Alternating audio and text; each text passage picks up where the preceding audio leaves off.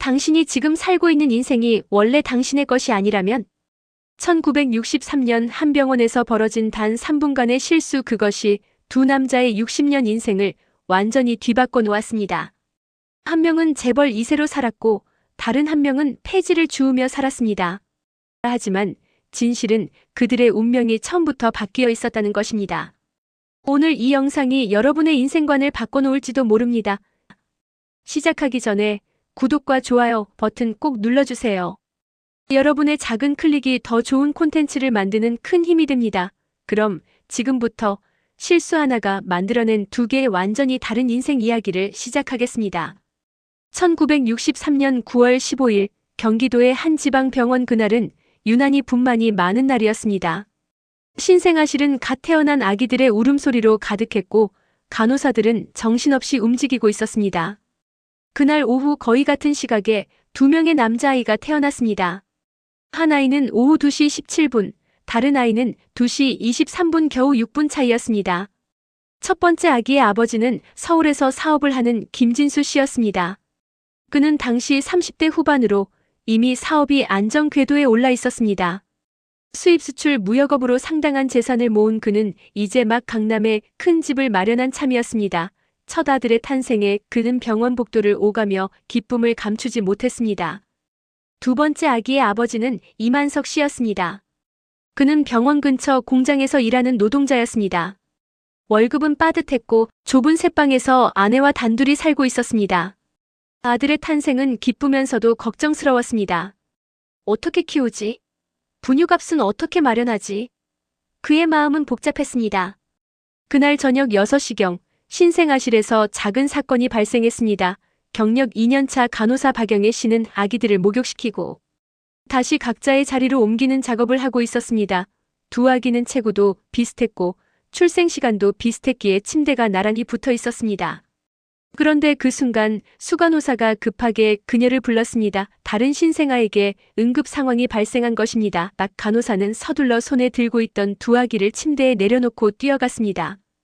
3분 후 돌아온 그녀는 아무 의심 없이 다시 일을 계속했습니다. 하지만 그녀는 몰랐습니다.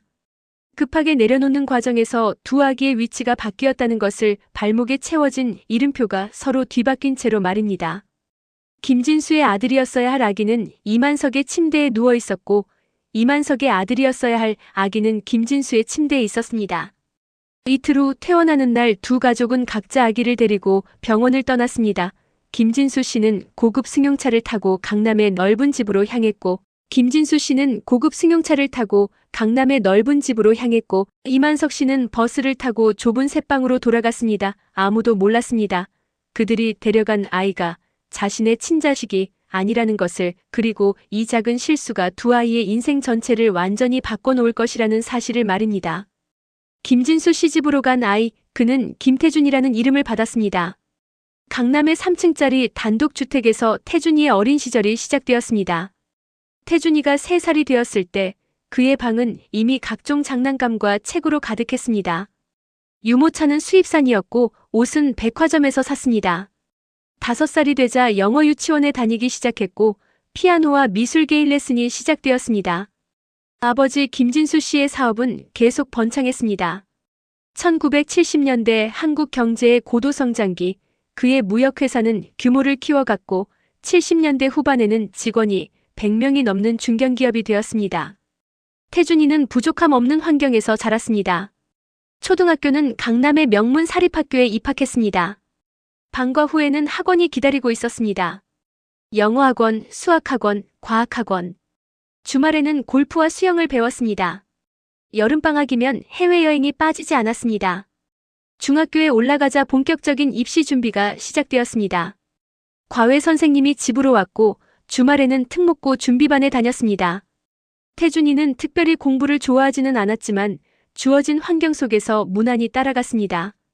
고등학교는 강남의 유명 사립고에 진학했습니다. 그곳에서도 수많은 과외와 학원이 이어졌습니다. 성적은 중상위권.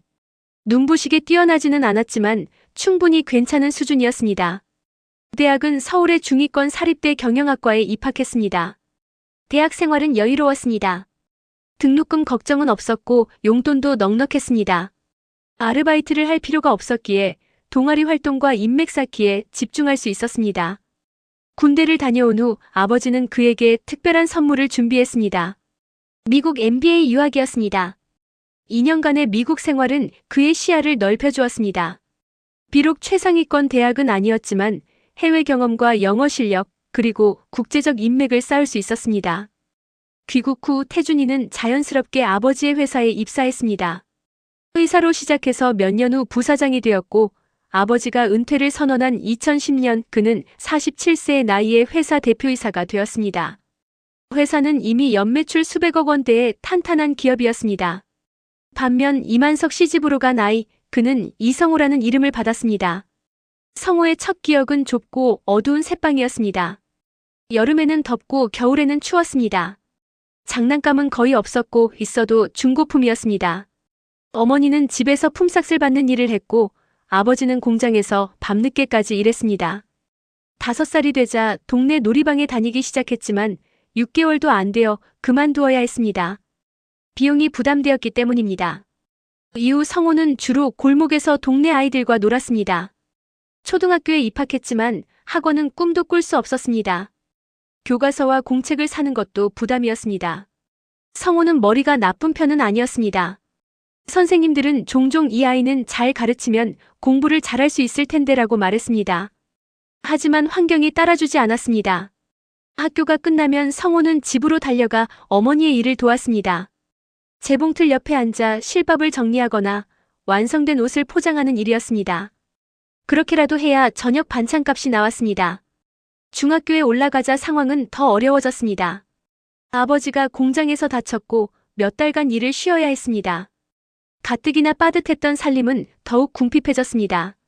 성호는 중학교 2학년 때부터 신문 배달을 시작했습니다. 새벽 5시에 일어나 학교 가기 전 신문을 돌렸습니다. 고등학교는 집 근처의 실업계 고등학교에 진학했습니다. 인문계 고등학교를 가고 싶었지만 현실적으로 대학 진학이 어려웠기에 기술을 배우는 것이 낫다는 판단이었습니다.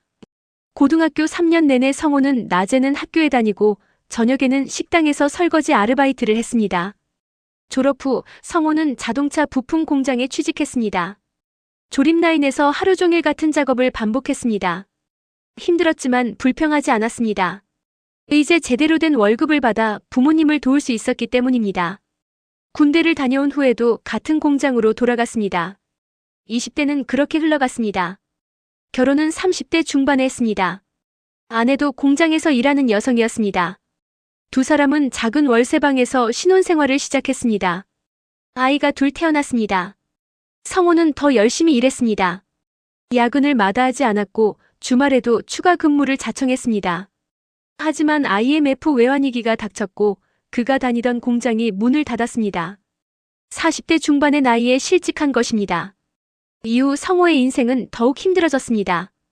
건설 현장 일용직, 경비원, 택배 상하차 작업 등 할 수 있는 일은 무엇이든 했습니다. 몸은 점점 망가져갔고 허리와 무릎에 통증이 찾아왔습니다. 60대가 되자 더 이상 힘든 육체 노동을 할 수 없었습니다. 작은 국민연금과 기초노령연금만으로는 생활이 어려웠습니다. 아이들에게 손을 벌릴 수도 없었습니다. 그들도 각자의 삶이 빠듯했기 때문입니다. 결국 성호는 폐지를 줍기 시작했습니다. 새벽부터 리어카를 끌고 동네를 돌았습니다. 하루 종일 걸어서 모은 폐지를 팔면 10,000원에서 20,000원 정도를 벌 수 있었습니다. 그것이 2023년 60세 이성호의 현실이었습니다. 같은 날 태어난 두 남자. 한 명은 회사 대표이사로 강남의 고층 아파트에 살고 있었고 다른 한 명은 폐지를 주우며 쪽방에서 살고 있었습니다. 2023년 여름 김태준의 아버지 김진수 씨가 쓰러졌습니다. 뇌졸중이었습니다. 응급실에 실려간 그는 겨우 목숨을 건졌지만 반신이 마비되었고 의식도 온전하지 않았습니다. 의사는 장기간의 요양이 필요하다고 했습니다. 태준은 고민 끝에 아버지를 경기도의 한 고급 요양병원에 입원시켰습니다. 비용은 한 달에 수백만 원이었지만 집에서 모시기는 현실적으로 어려웠습니다. 그에게는 회사 경영이라는 중요한 일이 있었고 아내도 자신의 사업을 하고 있었습니다. 아버지를 요양원에 모신 후 태준은 아버지의 재산을 정리하기 시작했습니다. 회사 주식, 부동산, 예금 등 상당한 자산이 있었습니다. 태주는 세무사와 변호사를 선임해서 상속세 문제를 검토했고 일부 자산을 자신의 명의로 이전하는 작업을 진행했습니다. 이 과정에서 태준의 여동생들이 불만을 제기했습니다. 태준에게는 2명의 여동생이 있었습니다. 각각 3살, 5살 아래였습니다.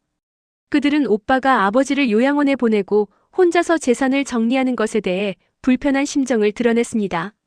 오빠 아버지를 직접 모시지 않는 건 이해해요. 하지만 최소한 우리와 상의는 해야 하는 거 아니에요? 재산 정리도 오빠 혼자 하시는 것 같은데 우리도 상속인이잖아요. 태주는 자신이 장남이고 회사를 운영하고 있으며 아버지의 재산 대부분이 결국 회사 운영과 연결되어 있다고 설명했습니다. 하지만 동생들은 쉽게 납득하지 못했습니다. 사실 동생들이 불편해한 것은 재산 문제만이 아니었습니다. 어려서부터 느껴온 어떤 이질감이 있었습니다. 오빠 태주는 가족들과 어딘가 달랐습니다. 외모부터 그랬습니다. 아버지와 어머니 그리고 2 동생은 모두 둥근 얼굴에 쌍꺼풀이 뚜렷했지만 태주는 갸름한 얼굴에 작은 눈을 가지고 있었습니다. 성격도 달랐습니다. 가족들은 대체로 온화하고 사교적인 성격이었지만 태주는 다소 냉정하고 계산적인 면이 있었습니다. 어머니는 자주 태준이는 누굴 닮았을까라고 농담처럼 말하곤 했습니다. 동생들은 어려서부터 오빠는 정말 우리 가족이 맞나? 라는 농담을 하곤 했습니다. 물론 그때는 정말 농담이었습니다. 하지만 나이가 들수록 특히 아버지의 재산 문제를 논의하면서 그 농담은 점점 진지한 의문으로 바뀌어 갔습니다. 어느 날 저녁 2 동생은 카페에서 만났습니다. 언니, 나 사실 궁금한 게 있어. 오빠가 정말 우리 친오빠가 맞을까? 나도 가끔 그런 생각했어. 너무 달라도 너무 다르잖아. 유전자 검사 같은 거 해볼까? 그게 너무 심한 거 아니야? 오빠한테 어떻게 얘기해? 비밀로 하면 안 될까? 오빠 머리카락이나 칫솔 같은 거. 2 사람은 한참을 고민했습니다. 이것은 단순한 호기심이 아니었습니다. 만약 정말로 혈연 관계가 아니라면 재산 상속 문제가 완전히 달라질 수 있었습니다. 하지만 동시에 이것은 가족 전체를 뒤흔들 수 있는 위험한 시도였습니다. 결국 둘째 동생이 결심했습니다. 알아보자. 확실히 해두는 게 나을 것 같아. 나중에 후회하는 것보다. 둘째 동생은 조심스럽게 계획을 실행했습니다. 명절에 본가를 방문했을 때 오빠가 사용한 칫솔을 몰래 가져왔습니다. 그리고 아버지가 요양원에 계실 때 면회를 간다는 핑계로 아버지의 머리카락 몇 가닥을 채취했습니다. 유전자 검사 기관에 익명으로 샘플을 보냈습니다. 결과는 2주 후에 나온다고 했습니다. 그 2주는 무척 길게 느껴졌습니다. 드디어 결과가 도착했습니다. 동생들은 떨리는 손으로 봉투를 뜯었습니다. 부자관계 확률 0.00%. 생물학적 부자관계가 아닙니다. 그 순간 2 동생은 말을 잃었습니다. 농담처럼 시작했던 의심이 현실이 된 것입니다. 김태주는 김진수의 친아들이 아니었습니다. 이게 무슨 일이야? 오빠가 입양된 거야? 아니면 혼외자? 엄마는 알고 있을까? 2 동생은 어머니를 조심스럽게 만났습니다. 그리고 검사 결과를 보여주었습니다. 어머니는 처음에는 화를 냈습니다. 너희들이 어떻게 이런 짓을? 하지만 결과지를 본 순간 얼굴이 하얗게 변했습니다. 이럴 수가. 이게 정말이니? 어머니도 몰랐던 것입니다. 입양한 적도 없고 다른 여자의 아이를 데려온 적도 없었습니다. 병원에서 직접 출산했고 직접 데리고 나왔습니다. 그렇다면 단 하나의 가능성만 남았습니다. 병원에서 아이가 바뀐 것입니다. 가족들은 긴 회의를 했습니다. 이 사실을 태준에게 알려야 할까? 그리고 진짜 친아들은 어디에 있을까? 결국 진실을 알리기로 결정했습니다. 숨기고 살 수는 없는 일이었습니다. 태준에게 사실을 알렸을 때 그는 처음에는 믿지 않았습니다. 무슨 말도 안 되는 소리를. 하지만 검사 결과지를 보고 어머니의 확인을 듣고 나자 그는 깊은 충격에 빠졌습니다. 그럼 제 진짜 부모는 누구입니까? 제 진짜 인생은 뭡니까? 가족들은 사립탐정을 고용했습니다. 1963년 9월 15일 같은 병원에서 태어난 남자아이를 찾아달라는 의뢰였습니다. 탐정은 옛 병원 기록을 뒤졌습니다. 다행히 그 병원은 아직 운영 중이었고 오래된 출생 기록이 보관되어 있었습니다. 그날 태어난 남자아이는 총 3명이었습니다. 그중 1명이 김태준이었으므로 나머지 2명 중 1명이 진짜 친아들일 가능성이 높았습니다. 탐정은 2사람의 현재 주소를 추적했습니다. 1명은 부산에서 자영업을 하고 있었고 다른 1명은 서울 영등포구에 거주하는 이성호라는 분입니다. 현재 폐지 수거로 생계를 유지하고 계십니다. 탐정은 이성호의 사진을 보여주었습니다. 그 순간 모두가 숨을 죽였습니다. 이성호의 얼굴은 젊은 시절 김진수와 놀라울 정도로 닮아 있었습니다. 둥근 얼굴, 뚜렷한 쌍꺼풀, 넓은 이마. 동생들과도 닮아 있었습니다. 저 사람이 우리 오빠인 것 같아요. 다시 유전자 검사가 진행되었습니다. 이번에는 김진수와 이성호의 DNA를 비교했습니다. 결과는 명확했습니다. 부자관계 확률 99.99%. 이성호가 진짜 아들이었습니다. 그리고 김태준은 이만석의 아들이었습니다. 60년간의 진실이 밝혀진 순간이었습니다. 2023년 11월 서울의 한 호텔 커피숍. 60세의 두 남자가 처음으로 마주 앉았습니다. 한쪽에는 정장을 입은 김태준이, 다른 한쪽에는 낡은 점퍼를 입은 이성호가 앉아 있었습니다. 처음 만난 두 사람은 한참 동안 아무 말도 하지 못했습니다. 무슨 말부터 꺼내야 할지 알 수 없었습니다. 먼저 입을 연 것은 태준이었습니다. 저도 이 상황이 믿기지 않습니다. 제가 무슨 말을 드려야 할지 모르겠습니다. 이성호는 작은 목소리로 대답했습니다. 저도 마찬가지입니다. 며칠 전까지만 해도 저는 그냥 평범한 노인이었어요. 폐지나 줍고 그렇게 살다 가겠구나 했는데 탐정을 통해 연락을 받았을 때 성호는 처음에는 사기라고 생각했습니다. 하지만 DNA 검사 결과를 보고 자신이 실제로 부유한 집안의 친아들이었다는 사실을 알게 되었을 때 그는 복잡한 감정에 휩싸였습니다. 그럼 제가 원래는 성호는 말을 잇지 못했습니다. 자신이 살아온 60년의 고된 인생이 원래는 자신의 것이 아니었다는 사실. 그것은 받아들이기 힘든 현실이었습니다. 태준도 혼란스러웠습니다. 자신이 누려온 모든 것이 원래는 자신의 것이 아니었다는 사실. 그가 받은 교육, 해외 유학 회사 승계. 모든 것이 착오에서 비롯된 것이었습니다. 저는 이제 어떻게 해야 합니까? 태준의 질문에 성호는 고개를 저었습니다. 모르겠습니다. 저도 잘 모르겠어요. 두 사람 사이에 다시 긴 침묵이 흘렀습니다. 이 사건은 법적으로도 복잡한 문제를 야기했습니다. 변호사들은 여러 쟁점을 검토했습니다. 첫째, 상속 문제. 법적으로 이성호가 김진수의 친아들이므로 그에게 상속권이 있었습니다. 반면 태준은 법적 상속인이 아니었습니다. 둘째, 지금까지 태준이 받은 모든 것에 반한 문제. 교육비, 생활비, 회사 지분 등 그가 받은 모든 혜택은 엄밀히 말하면 다른 사람의 것이었습니다. 셋째, 병원의 책임 문제. 60년 전의 실수였지만 그 실수로 인해 두 사람의 인생이 완전히 바뀌었습니다. 하지만 법적 검토보다 더 중요한 것은 인간적인 문제였습니다. 요양원에 누워있는 김진수는 의식이 온전하지 않았지만 가끔 정신이 또렷한 순간이 있었습니다. 그런 순간에 가족들은 조심스럽게 진실을 알렸습니다. 처음에 김진수는 이해하지 못했습니다. 하지만 반복해서 설명을 듣고 이성호의 사진을 보고 나자 그는 눈물을 흘렸습니다. 네, 아들. 그는 60년 동안 한 번도 만나지 못했던 진짜 아들에 대한 그리움과 미안함에 울었습니다. 동시에 60년 동안 아들처럼 키운 태준에 대한 애정도 여전했습니다. 이성호도 요양원을 방문했습니다. 처음 보는 노인이었지만 생물학적으로는 자신의 아버지였습니다.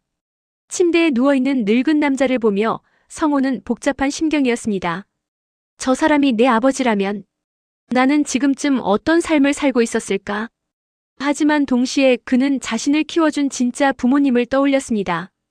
가난했지만 최선을 다해 자신을 사랑해준 이만석, 박순자 부부. 그들은 이미 세상을 떠났지만 성호의 기억 속에 여전히 살아있었습니다. 양측 가족과 변호사들이 모여 앉았습니다. 이제 현실적인 문제를 논의해야 했습니다. 태준 측 변호사가 먼저 입을 열었습니다. 법적으로는 복잡한 상황입니다만 우리 측은 최대한 합리적인 해결을 원합니다. 이성호는 변호사도 없이 혼자 앉아 있었습니다. 변호사를 선임할 여유가 없었기 때문입니다. 태준 측에서 법률 지원을 제안했지만 그는 거절했습니다. 저는 큰 것을 바라지 않습니다. 성호의 말에 모두가 주목했습니다. 60년을 그렇게 살았는데 이제 와서 모든 것을 뒤집을 수는 없습니다. 태준 씨도 잘못이 없고 저도 잘못이 없어요. 잘못은 아무도 모르게 지나간 그 순간에 있었던 거겠죠. 성호는 잠시 말을 멈췄다가 이었습니다. 다만 제가 살아온 삶이 너무 힘들었던 것도 사실입니다. 이제 나이가 들어 몸도 아프고 앞으로 어떻게 살아야 할지 막막합니다. 그것만 조금 도움을 받을 수 있다면. 태준은 고개를 끄덕였습니다. 그도 이 상황에서 모든 것을 독차지할 수는 없었습니다. 법적으로야 싸울 수 있겠지만 그것이 옳은 일은 아니었습니다. 결국 합의가 이루어졌습니다. 이성호에게는 적절한 주거 공간과 생활비, 그리고 의료비가 평생 지원되기로 했습니다. 거액은 아니었지만 노후를 안정적으로 보낼 수 있는 수준이었습니다. 또한 김진수의 상속 재산 중 일부도 그에게 돌아가기로 했습니다. 태준은 회사 경영권을 유지했습니다. 60년간 자신이 쌓아온 경력과 능력도 무시할 수 없었고 회사를 운영할 능력이 있는 사람은 그였기 때문입니다. 법적 분쟁도 제기하지 않기로 했습니다. 60년 전 일을 지금 와서 따지는 것은 의미가 없었습니다. 당시 병원도 이미 여러 차례 주인이 바뀐 상태였고 그때의 간호사도 이미 세상을 떠난 후였습니다. 2024년 봄 김진수는 조용히 눈을 감았습니다. 두 아들이 모두 지켜보는 가운데였습니다. 장례식장에는 두 가족이 함께 있었습니다. 어색했지만 서로를 존중했습니다. 태준의 동생들은 이성호를 형님이라 불렀고 성호도 그들을 동생이라 불렀습니다. 하지만 그것은 60년의 공백을 메우기에는 턱없이 부족한 호칭이었습니다. 이성호는 이제 깔끔한 아파트에서 살고 있었습니다. 더 이상 폐지를 줍지 않아도 되었습니다. 정기적으로 병원에 다니며 건강을 관리할 수 있었습니다. 오랜만에 마음 편히 잠을 잘 수 있었습니다. 하지만 그는 가끔 생각했습니다. 만약 그날 간호사가 실수하지 않았다면, 그랬다면 자신은 어떤 인생을 살았을까? 좋은 교육을 받고 유학을 가고 회사를 경영했을까? 아니면 그 환경 속에서도 자신만의 다른 길을 걸었을까? 그리고 동시에 이런 생각도 했습니다. 하지만 그랬다면 나는 지금의 나일 수 있었을까? 가난했지만 자신을 사랑해준 부모님. 힘들었지만 함께 울고 웃었던 아내와 아이들. 그 모든 것은 이성호라는 사람을 만들어낸 소중한 조각들이었습니다. 만약 다른 인생을 살았다면 그는 지금의 자신이 아니었을 것입니다. 더 나은 사람이었을까? 아니면 그저 다른 사람이었을까? 김태준도 비슷한 생각을 했습니다. 그는 여전히 회사를 경영하고 있었지만 예전과는 다른 마음가짐으로 일했습니다. 내가 가진 것들은 원래 내 것이 아니었다. 그 깨달음은 그를 겸손하게 만들었습니다. 더 이상 자신의 성공을 당연하게 여기지 않았습니다. 자신이 노력해서 이룬 것도 있지만 운이 주어진 것도 있다는 것을 인정하게 되었습니다. 그는 회사의 사회공헌 활동을 확대했습니다. 가난한 집 아이들의 교육을 지원하는 장학재단을 만들었습니다. 어쩌면 그것은 이성호에 대한 그리고 자신이 살아온 인생에 대한 속죄였는지도 모릅니다. 두 사람은 가끔 만났습니다. 자주는 아니었지만 명절이나 김진수의 기일에는 함께했습니다. 친한 형제는 아니었지만 서로를 이해하고 존중하는 관계였습니다. 그들은 모두 알고 있었습니다. 60년의 인생은 되돌릴 수 없다는 것을, 이미 걸어온 길을 지울 수 없다는 것을, 그저 받아들이고 남은 인생을 최선을 다해 살아갈 수밖에 없다는 것을. 이 이야기는 우리에게 묻습니다. 인생은 과연 무엇으로 결정되는 걸까요? 노력? 재능? 아니면 운? 어떤 사람들은 말합니다. 노력하면 된다고. 열심히 하면 성공할 수 있다고. 하지만 이 이야기는 보여줍니다. 우리가 태어나는 환경, 주어지는 기회, 그리고 우리가 통제할 수 없는 수많은 우연들이 우리 인생을 얼마나 크게 좌우하는지를. 한 아이는 부유한 집에서 태어났다는 이유만으로 좋은 교육을 받고 해외 유학을 가고 회사를 물려받았습니다. 다른 아이는 가난한 집에서 태어났다는 이유만으로 제대로 된 교육을 받지 못하고 평생 육체 노동을 하며 노년에 폐지를 주었습니다. 그들의 노력이나 재능의 차이가 아니었습니다. 단지 병원에서의 3분간의 실수. 그것이 전부였습니다. 물론 이것은 극단적인 사례입니다. 대부분의 사람들은 이런 일을 겪지 않습니다.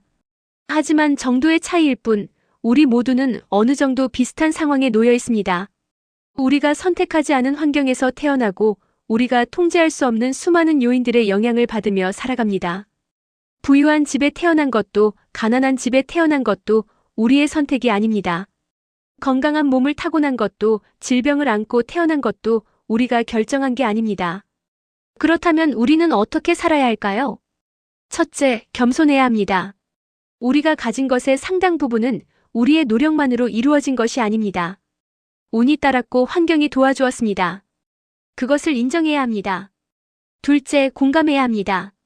어려운 처지에 있는 사람들을 볼 때 노력이 부족해서 그래라고 쉽게 판단하지 말아야 합니다. 그들에게는 우리가 알지 못하는 어려움이 있을 수 있습니다. 셋째, 연대해야 합니다. 우리 사회가 조금 더 공정해지도록 태어난 환경이 인생을 완전히 결정하지 않도록 함께 노력해야 합니다. 마지막으로 주어진 살 속에서 최선을 다해야 합니다. 이성우처럼 가난한 환경에서 태어났더라도 자신의 가족을 사랑하며 살 수 있고 태준처럼 부유한 환경에서 자랐더라도 겸손하게 사회에 기여할 수 있습니다. 인생은 공평하지 않습니다. 하지만 그렇기에 우리는 더욱 서로를 이해하고 도와야 합니다. 바뀐 두 아이의 이야기는 끝났지만 우리의 이야기는 계속됩니다. 우리는 어떤 선택을 하며 살아갈까요? 그것이 이 영상이 던지는 마지막 질문입니다. 오늘 영상이 여러분에게 의미 있는 생각거리를 주었기를 바랍니다. 구독과 좋아요는 저에게 큰 힘이 됩니다. 알림 설정까지 해주시면 새로운 이야기를 가장 먼저 만나보실 수 있습니다. 댓글로 여러분의 생각을 들려주세요. 다음 영상에서 또 만나요.